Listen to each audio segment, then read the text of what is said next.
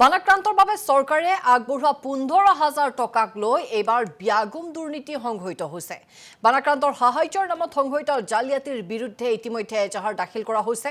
বানত ক্ষতিগ্ৰস্ত হোৱা বুলি ভুৱা তথ্য দিয়া লোকৰ বিৰুদ্ধে শিৱসাগৰ সদৰ আৰক্ষী থানাত এজাহাৰ দাখিল কৰিছে তিনিটাকৈ সংগঠনে। এটা ব্ৰেকিং নিউজ।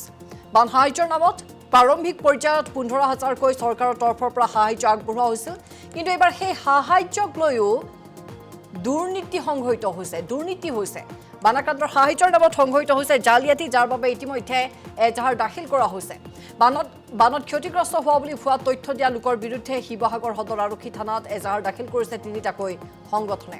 ভুৱা বান ক্ষতিগ্ৰস্তক গ্ৰেপ্তাৰ কৰাৰ বাবে 48 ঘণ্টাৰ সময়সীমা বান্ধি দিছে সংগঠনকেইটাই। অন্যথাই তীব্ৰ আন্দোলনৰ হুংকাৰ অনুসূচিত জাতি ছাত্ৰ সন্থা, আহোম সেনা আৰু উজনি অসম থলুৱা মুছলিম পৰিষদৰ। যি সময়ত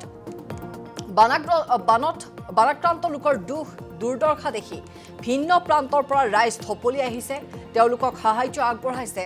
সেই সময়তে চৰকাৰৰ তৰফৰ পৰা যি 15,000 টকা প্ৰাৰম্ভিক পৰ্যায়ত সাহায্য আগবঢ়োৱা হৈছিল, সেই সাহায্যক লৈও এতিয়া ব্যাগুম দুৰ্নীতি হৈছে। ভুৱা বান ক্ষতিগ্ৰস্তৰ বিৰুদ্ধে তিনিটাকৈ সংগঠনে এজাহাৰ দাখিল কৰিছে। যিসকলে ভুৱা তথ্য দিছে তেওঁলোকৰ বিৰুদ্ধে দাখিল কৰা হৈছে এই অভিযোগ, আৰু 48 ঘণ্টাৰ সময়সীমা বান্ধি দিছে সংগঠনকেইটাই। ভুৱা বান ক্ষতিগ্ৰস্তক এই সময়সীমাৰ ভিতৰতে গ্ৰেপ্তাৰ কৰাৰ দাবী।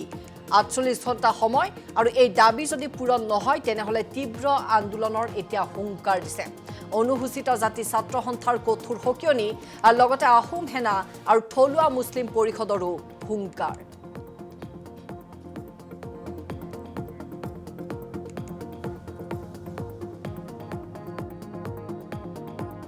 সমগ্ৰ অসমত দুখনকৈ জিলা, বিশেষকৈ শিৱসাগৰ আৰু চৰাইদেউ, ইতিমধ্যে বানপানীৰ কবলত পৰি এক প্ৰকাৰে তছনছ হৈ গ'ল।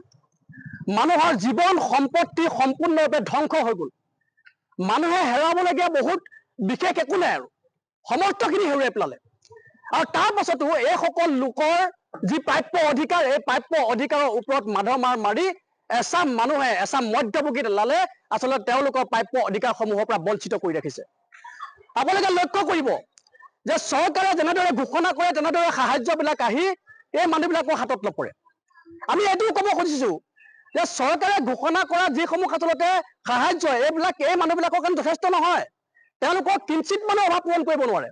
আৰু তাৰ পাছতো এই কিঞ্চিত মান যি আচলতে তেওঁলোকে চৰকাৰে আচলতে সাহায্য ঘোষণা কৰে, এই সাহায্যবিলাকো এইবিলাকৰ মানুহৰ হাতত, এই বানাক্তসকলৰ হাতত, এই আৰ্তজনৰ হাতত, যিসকলে সকলো হেৰুৱাই একেবাৰে ককবকাই আছে, জীৱন মৰণৰ সমস্যাত ভুগি আছে, এই মানুহবিলাকে আচলতে প্ৰাপ্য অধিকাৰৰ পৰা বঞ্চিত হৈ আছে।